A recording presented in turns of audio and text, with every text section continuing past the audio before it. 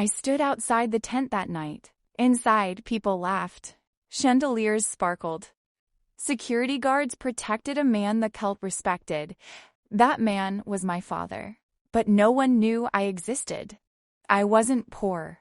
I wasn't angry. I was invisible. My name was never spoken.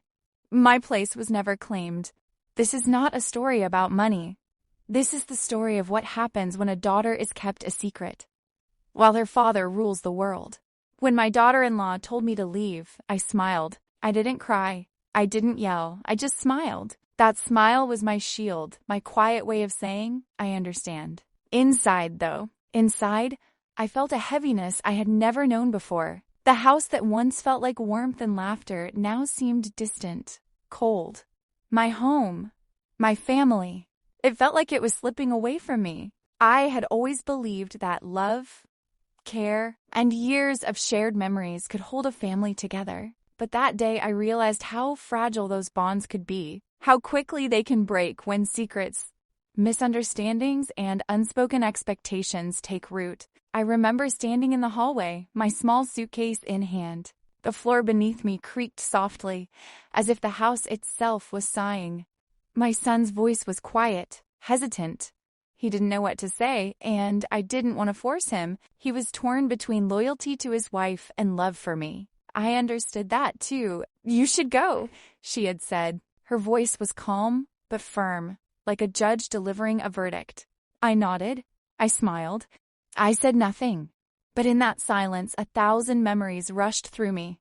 My son's first steps, his first day at school, the nights I stayed awake worrying about him, the countless meals we shared, the laughter and the tears. All of it seemed to gather into that single moment.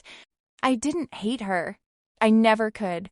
But I felt invisible, unseen, and yet I knew that life had a way of teaching lessons we are too slow to learn. Sometimes it's in moments of heartbreak that we find clarity, understanding, and, eventually, peace. I was born in a small town in Texas. The kind of place where everyone knew your name and your business, whether you wanted them to or not. My parents ran a grocery store. A little shop with creaking floors and shelves always. Stocked with fresh bread and canned goods. Life was simple, steady, and full of small joys. I grew up learning the value of hard work and the importance of family. I watched my mother cook, my father tend to the store, and I learned that love wasn't always spoken. Sometimes it was the act of showing up. Day after day, those lessons stayed with me, carried me into adulthood. I married young. My husband was gentle, quiet, and steady, the kind of man whose presence alone made you feel safe. Together, we built a modest life, full of small traditions. Our home smelled of cinnamon and fresh laundry, of wood polish and warm bread. We weren't rich, but we had enough. We had each other, and that was everything. Then my son was born. A bright little boy with wide eyes and a curious mind. I remember holding him for the first time, feeling a love so strong it left me breathless. I wanted to protect him, guide him, watch him grow. Every milestone, first word, first step, first day at school was etched into my heart. Life wasn't always easy. My husband passed away suddenly when my son was still a teenager. It was like the ground had been pulled out from under me. Grief settled in the house, in our routines, in the quiet moments. But my son and I leaned on each other. He became my strength when I felt weak, and I tried to be his guide through the storm. My son was determined, intelligent, and compassionate. He had dreams that reached beyond our small town, beyond the boundaries of the life I had known.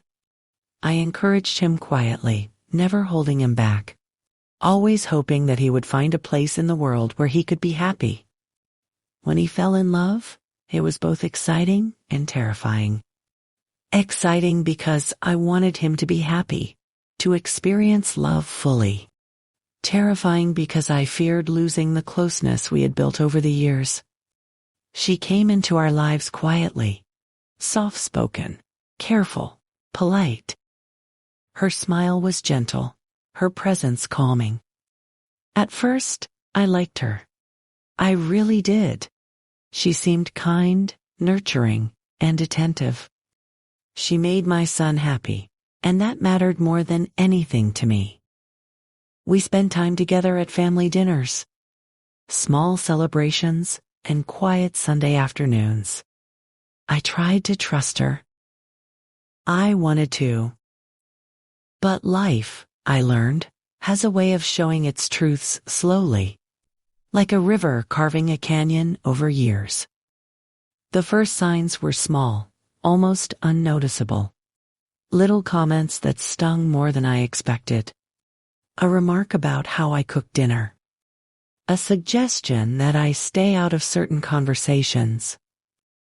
I brushed them off at first, telling myself I was imagining things. But over months, the tension grew.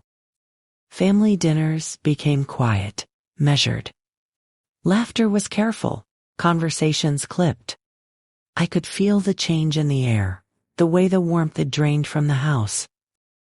My son tried to mediate, but he didn't know how. He would look at me with apologetic eyes, as if trying to say, I wish I could fix this. Mom, but I can't. I remember one evening vividly. I had baked a cake for my son's birthday, as I had every year. I brought it to the table, expecting smiles, hugs, and warm words. Instead, she looked at me with a calm, almost clinical expression. We don't need this. We have enough food, she said. I froze. The words cut deeper than I anticipated. I wanted to cry, to argue, to demand respect. But I didn't. I smiled, nodded, and quietly placed the cake on the counter. That night, I lay in bed feeling smaller than I had ever felt. I had always known that families carry secrets, hidden truths tucked away in corners of memory. Sometimes they are small, harmless things. Other times, they are dangerous, capable of destroying everything we thought we knew. I began to notice small inconsistencies. Stories that didn't quite match up. Hushed phone calls. Mysterious letters that she would quickly hide when I entered the room. My heart would race, but I told myself to stay calm. Perhaps I was imagining things. Perhaps it was nothing. But deep down, I had a feeling, a quiet, persistent unease that something was not right. And in that uneasy silence, I felt the first stirrings of fear, not just for myself, but for my son and the family we had built. Even as the tension grew, I reminded myself of one thing. I had survived a loss before. I had raised my son through grief and loneliness. I had faced the world without my husband, and I had done it with quiet determination. This strength did not make me fearless. I felt sadness, isolation, and doubt. But it gave me the ability to face each day, to greet each slight with a measured smile, and to hope that, somehow, understanding and love could prevail. I knew that the road ahead would not be easy, that the conflicts we had been avoiding would eventually surface, that truths hidden for years would demand to be revealed, and I braced myself, quietly, for what was coming. Part 2. The days after that birthday cake were quieter than I expected. Silence can be heavier than words, heavier than arguments. I found myself lingering in corners of the house, trying to feel like I belonged somewhere. The kitchen, once the heart of our home, felt like a stage where I no longer knew my role. It started with small things, almost invisible if you weren't paying attention. She would move my dishes to a different cabinet. My grandchildren would pause before speaking to me, as if measuring their words. Even my son seemed cautious, careful not to upset the fragile balance that had replaced our home's warmth. One afternoon, I was folding laundry, trying to ignore the tension that hung like dust in the air. My daughter-in-law came into the room and, without looking at me, said, "I've rearranged the cabinets. It's easier for everyone this way." I nodded, smiled. "That's helpful." She didn't smile back. She didn't look back. It was as if I had become a ghost in my own home. And in that moment, I realized that this wasn't just a passing phase. Something had changed. And I didn't know if it could be fixed. Family dinners were the hardest.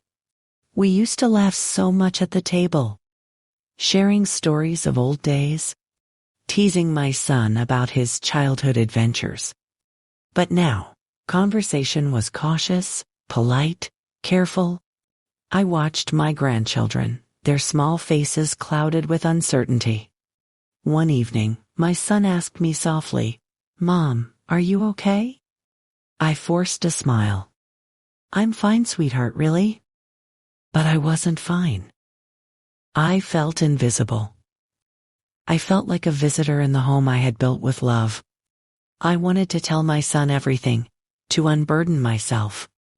But I knew that speaking out might cause more harm than good. He was caught in the middle, and I couldn't bear to put him through that pain. She sat across from me that night, her eyes scanning the table, her posture sharp. "Mom, can you pass the salt?" she said, her voice flat. I handed it to her with a smile, trying to keep my voice even. She barely nodded. The silence returned, heavy and suffocating. I remember looking at my son, feeling the invisible thread between us stretching, fraying under the weight of unspoken words. Then came the little things that made my heart ache with worry. A letter left on the kitchen counter, quickly shoved into a drawer when I entered. A phone call that ended abruptly as I approached the room. My instincts told me something was being hidden from me. I didn't want to believe it. I tried to convince myself that perhaps she needed space, that everyone has secrets. But the unease grew stronger with every passing day. I began to feel like I was watching my family from behind a glass wall, close, but unable to touch or reach them.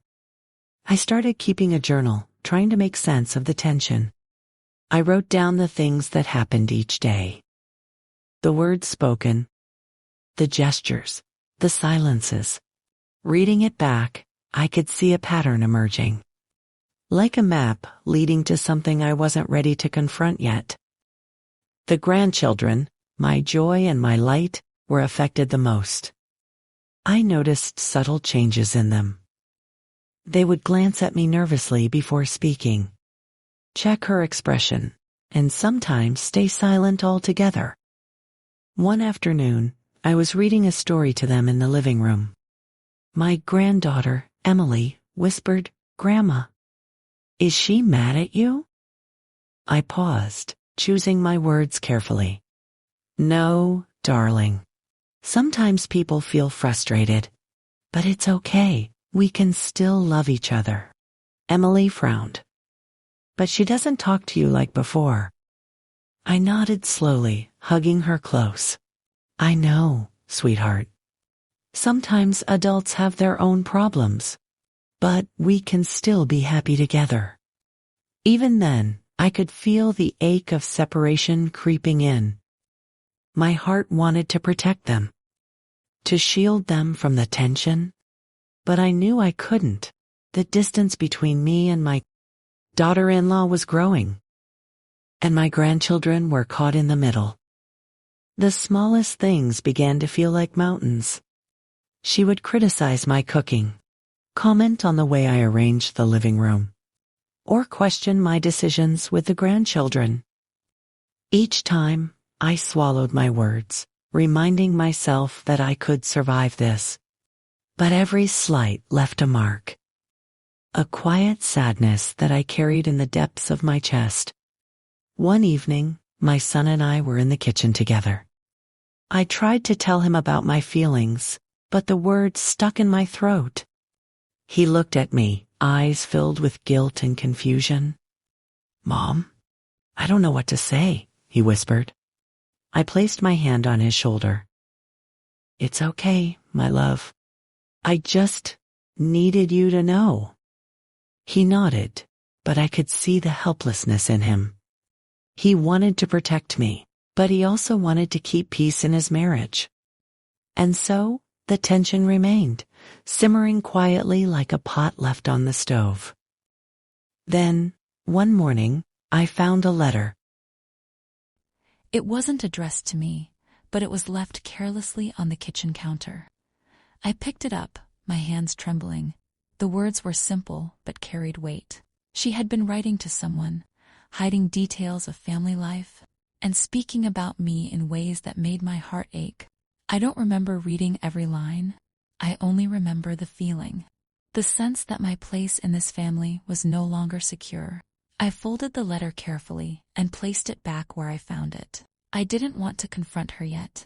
I needed to understand, to prepare myself, but I couldn't stop thinking about it. And every day after, the tension grew heavier. My son was caught in the middle, and it was the hardest part to watch. He loved us both, his mother and his wife. He tried to mediate, tried to calm the waters, but the more he tried, the more strained everything became. I remember one night, sitting together in the living room, him holding my hand. "Mom, I wish things were different," he said softly. "They will be, someday," I whispered. "We just need patience and love." But inside, I wasn't sure. Patience was wearing thin. Love felt heavy. And I knew that the cracks in our family were growing larger with every passing day. It came one afternoon, out of the blue. I had been helping my grandchildren with homework when she walked into the room. She looked at me and said, "Mom, I think it's time you give us space. You're too involved." I froze. Too involved. I had raised this family. I had loved them every day of my life. And now I was being told I was too much. I smiled. The only thing I could do. "I understand," I said softly. She didn't respond. She turned and left the room. I sat there with the children, their eyes wide, their faces confused. I wanted to explain, to tell them everything, but I didn't. I had learned that sometimes words can hurt more than silence. That day, I realized something I hadn't admitted before. The world I had known, my home, my family, was changing. And I might not have the power to stop it. As the days passed, small hints of a hidden life surfaced. Late-night phone calls, whispered conversations, letters carefully hidden. I didn't know what they meant yet, but a quiet, persistent worry settled in my chest. I began to notice patterns. My daughter-in-law's sudden absences, her nervous glances, her careful words. It was as if she carried a secret too heavy for anyone else to bear. And though it pained me, I felt drawn to it. I had to know. I had to understand. Yet, I also feared the truth. Some secrets are like fire, they can warm you. Or they can burn everything you touch. The truth came quietly, almost like a whisper I wasn't ready to hear. It was a secret that had been hiding in plain sight, wrapped in smiles and careful words. I discovered it one rainy afternoon, when the house was silent, and the soft patter of rain on the windows made everything feel closer, more intimate. I had been cleaning the living room when I noticed a small envelope tucked behind a stack of magazines. It was addressed to someone I didn't recognize, but the handwriting, it felt deliberate, secretive. My hands trembled as I opened it, and what I read left me frozen. Inside were words about my son, about our family, and about me. Not kind words, not words of love, but words of manipulation, lies, and carefully hidden plans. My daughter-in-law had been writing to someone outside the family, revealing details about our lives, our routines, and my actions. She had been painting me as a meddling, overbearing figure, a mother who threatened the peace of her home. I couldn't believe it. For weeks, for months, I had tried to be patient, to remain calm, to protect my son and grandchildren from tension, and all the while, she had been undermining me, turning our family into something I barely recognized. I didn't confront her immediately. I needed to breathe, to gather myself. But the words burned inside me, demanding acknowledgement, demanding justice. That evening, I found myself standing in the doorway of the kitchen as she prepared dinner. My heart pounded, and I knew this was the moment I couldn't avoid. "I know about the letters," I said softly. She froze.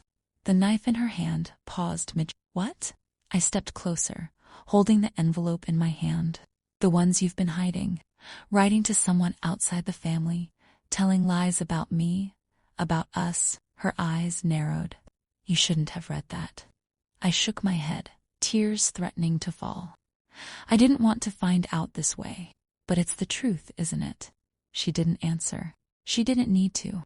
The silence spoke volumes. I felt a pain that I can only describe as hollowing, like the very core of me had been carved out. I thought of all the meals I had prepared, the nights I stayed awake, worrying, the love I poured into this family. And now, it had been twisted into something I didn't recognize. My son came into the kitchen then, sensing the tension. "Mom? What's happening?" I turned to him, my voice trembling.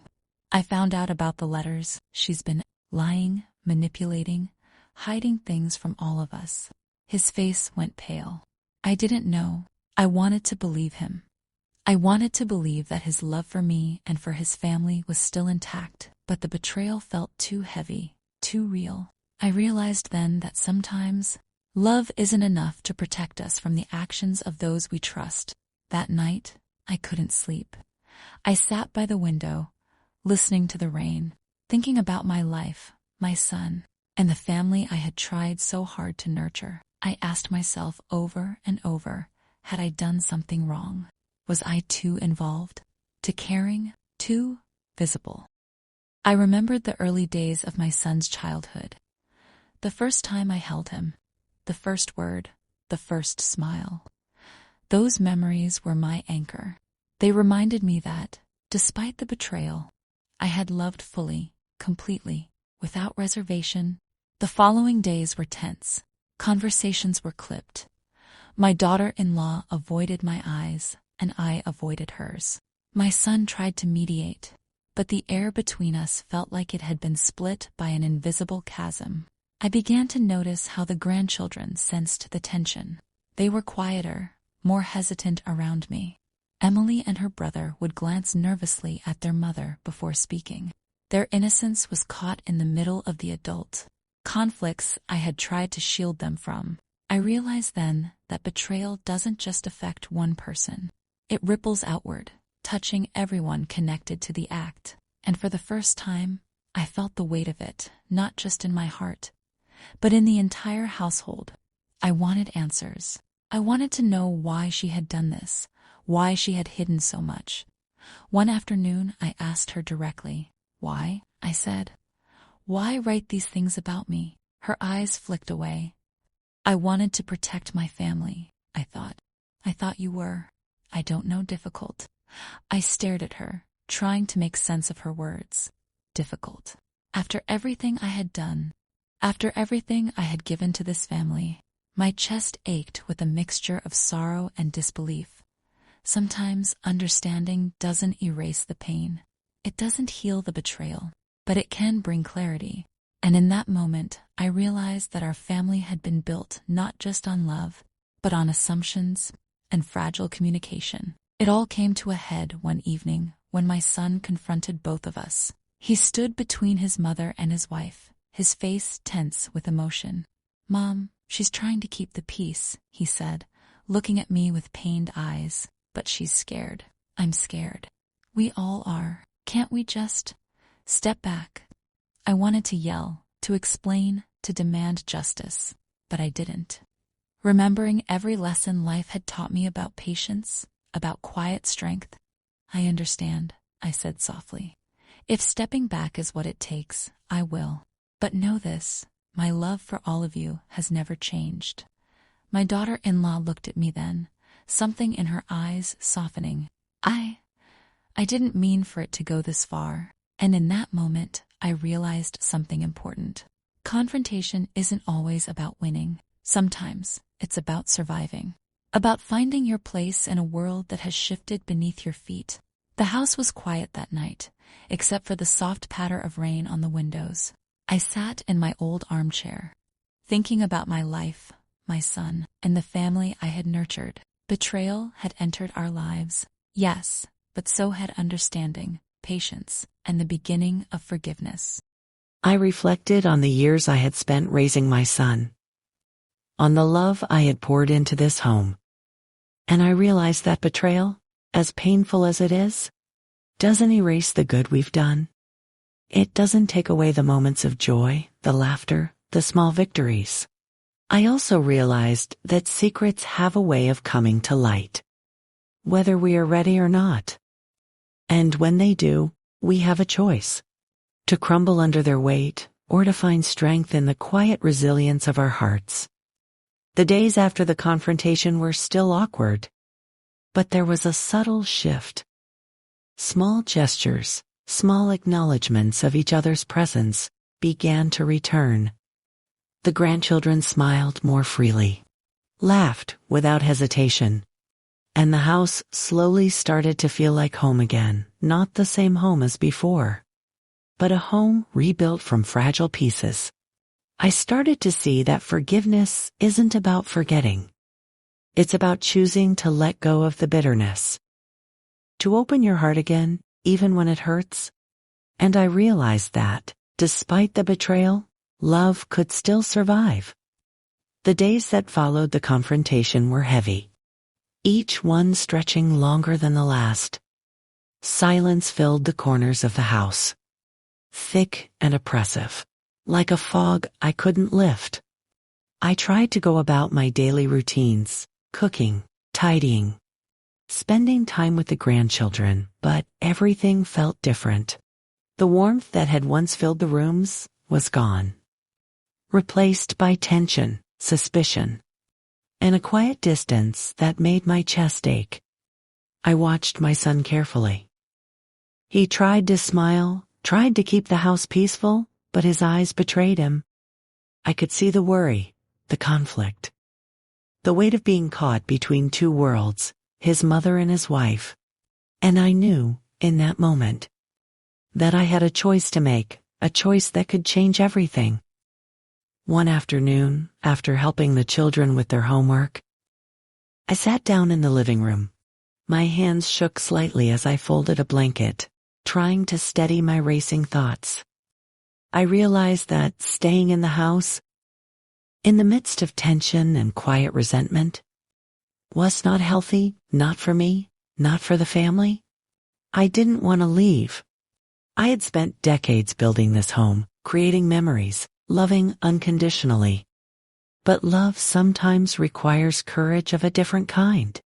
Sometimes, it's not about holding on tightly, it's about knowing when to step back, to give space, and to protect the peace, even if it means personal sacrifice.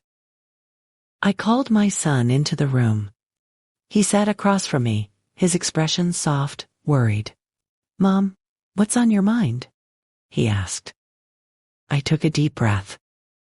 I think I need to leave for a while. I need some space. It's for everyone's sake. His face fell. "Mom, you don't have to." I shook my head, tears prickling my eyes.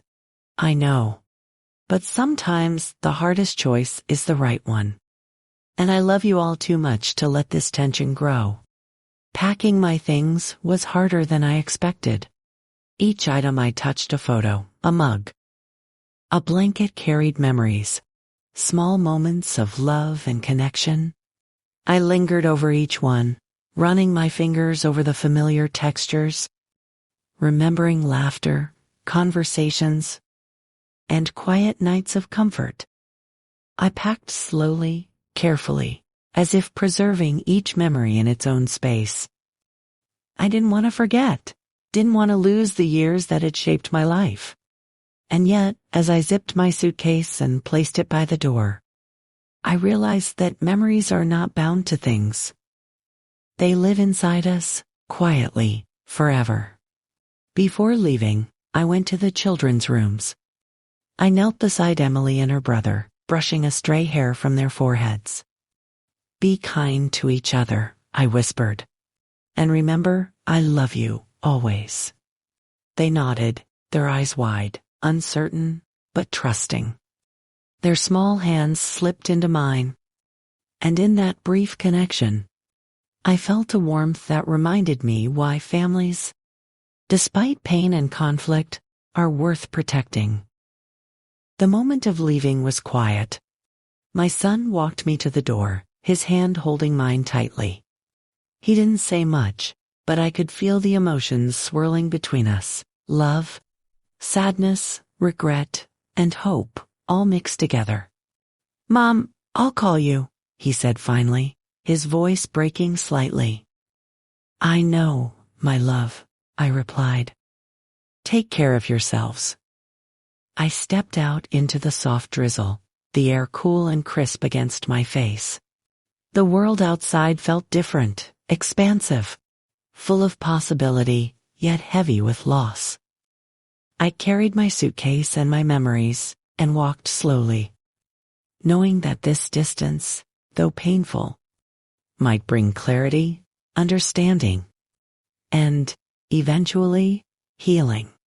Once I was away, I allowed myself to reflect on the years of my life. I thought about my childhood, my husband, my son, and the family we had built together. I thought about the joys, the laughter, the small moments that had seemed insignificant at the time, but were now treasures in my heart. I realized that life is made up of moments, good and bad, and that our hearts are capable of holding both love and pain at the same time. Even betrayal does not erase love. Even distance does not erase connection. I spent quiet mornings sipping coffee by the window, watching the world wake up, listening to the soft hum of life continuing. I wrote in my journal, poured my thoughts onto paper, and allowed myself to feel everything: sorrow, love, regret, and hope. During this time, I wrote letters of my own. Not to confront, not to accuse, but to release my emotions, to speak my heart in a way that I couldn't in person. I wrote to my son, to the grandchildren, even to my daughter-in-law, though I never sent some of them. In my letters, I expressed love. I expressed sorrow for the misunderstandings. I acknowledged the pain. But I also wrote about hope, about healing, about the importance of family even when circumstances are difficult. Writing became a kind of therapy, a way to process the emotional storm I was living through. And slowly, I began to understand that my decision to leave was not abandonment, it was an act of love, an act of courage, and an act of preservation. Being away gave me a new perspective. I could watch my family from a distance, see the dynamics more clearly, and understand the pressures they were under. My son was torn, balancing love and loyalty. My daughter-in-law struggled with insecurities and fears, projecting them in ways that hurt me.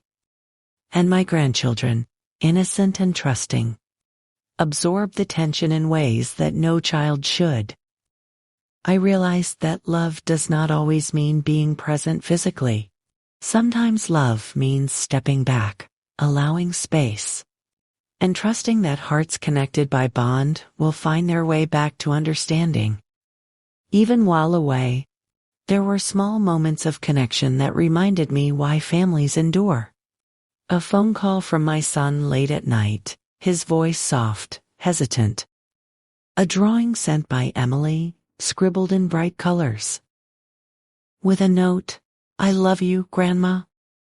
These moments were like light breaking through clouds. They reminded me that despite conflict, despite betrayal, The threads of love were still woven through our lives. And slowly, a sense of calm began to settle in my heart.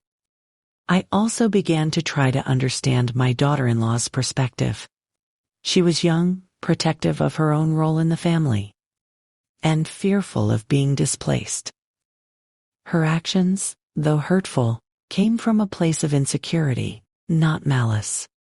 I thought about the times I had been strict or firm, the ways my care might have been misinterpreted. I realized that misunderstandings grow when empathy is absent. And I made a quiet decision. I would choose empathy over anger. I would choose love over resentment. Weeks passed. I allowed myself to grieve, to process, to reflect. And then, one evening, I felt a shift, a turning point in my heart. I no longer felt only sadness or betrayal. I felt clarity. I felt strength. I felt a renewed understanding that family is not perfect. That love is not always easy, but that it is worth every effort. Every sacrifice, every tear. I knew that when the time came to return, I would do so not with anger, not with accusations, but with calm, quiet love. I would rebuild the connections that had frayed, one small step at a time. Time has a way of softening sharp edges. Weeks turned into months, and slowly, I began to see the changes that distance had brought. I had returned to the house, not with anger, not with resentment, but with quiet understanding. My son greeted me with cautious warmth. His eyes still heavy with the weight of previous months, but filled with relief. My daughter-in-law was different too. The tension in her shoulders, the guardedness in her voice, had softened. I realized that, like me, she had been carrying fear of losing her place in the family, fear of not being enough, fear of being misunderstood. Our first dinner after my return was tentative. I placed the dishes on the table with gentle care, speaking softly, letting my presence be felt but not forced. My son smiled. The children were curious, eager, and their innocent excitement bridged the distance we had all felt. Emily ran into my arms with a drawing she had made, colors bright, full of love. "Grandma," she said softly, "I missed you." I hugged her tightly, letting the tears fall freely this time. "I missed you too, my darling." It was a small moment, but it felt monumental. I realized then that healing doesn't happen all at once. It's made up of small gestures, quiet words, and shared moments of connection. I started spending more time with my daughter, not as adversaries, but as co-guardians of the family we both loved.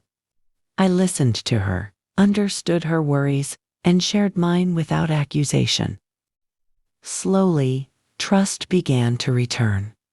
It wasn't instant, but it was real. I learned that family is not about being perfect. It's about showing up, even when it's difficult. It's about forgiving, even when it's hard.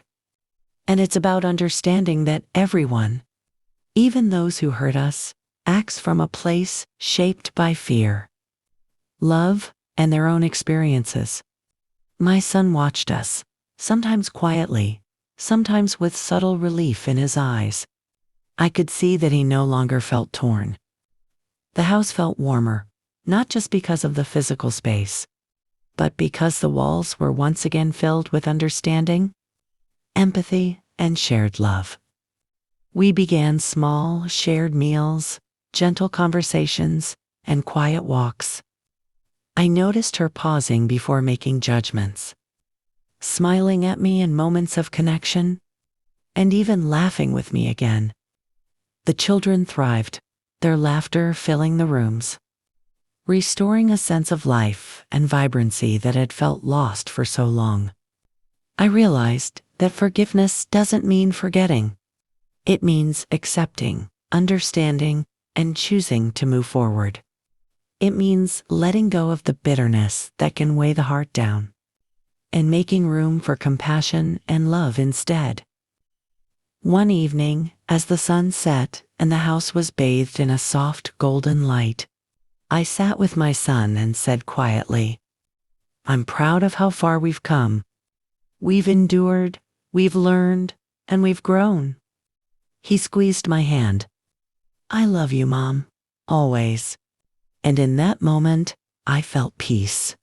Looking back, I realized that the story of our family was not a story of betrayal or conflict alone. It was a story of resilience, of quiet strength, and of love that persisted even through misunderstanding. I thought about my husband, my son's childhood, and the years of small sacrifices and joys that had shaped my life. I understood now that family is messy, imperfect, and sometimes painful.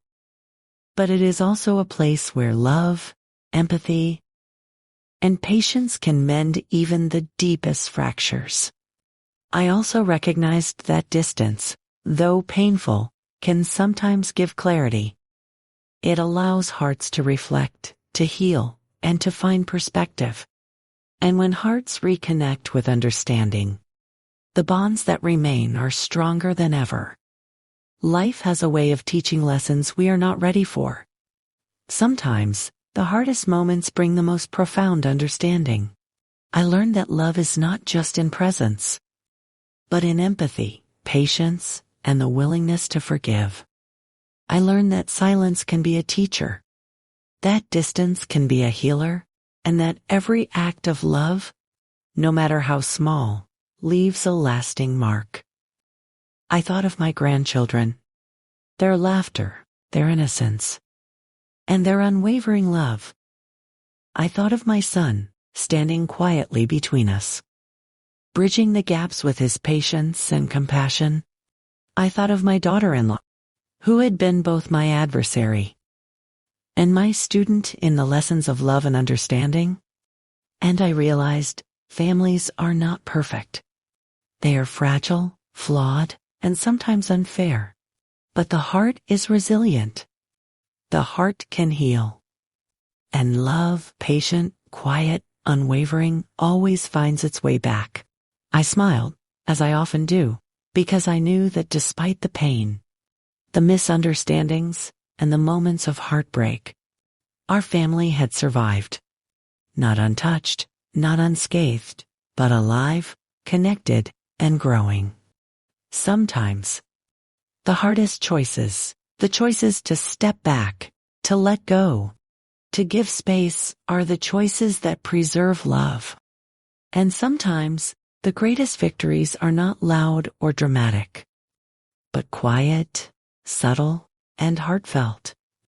As I sat by the window one evening, watching the sun dip below the horizon, I felt a profound sense of peace. I had learned that life's challenges are not just tests, but teachers. That love, when nurtured with patience and understanding, can endure even the harshest storms. And so, I smile, because I know that families, like hearts, can heal. That love, even when tested, remains. And that life, despite its challenges, holds moments of beauty, hope, and quiet joy if we are willing to see them.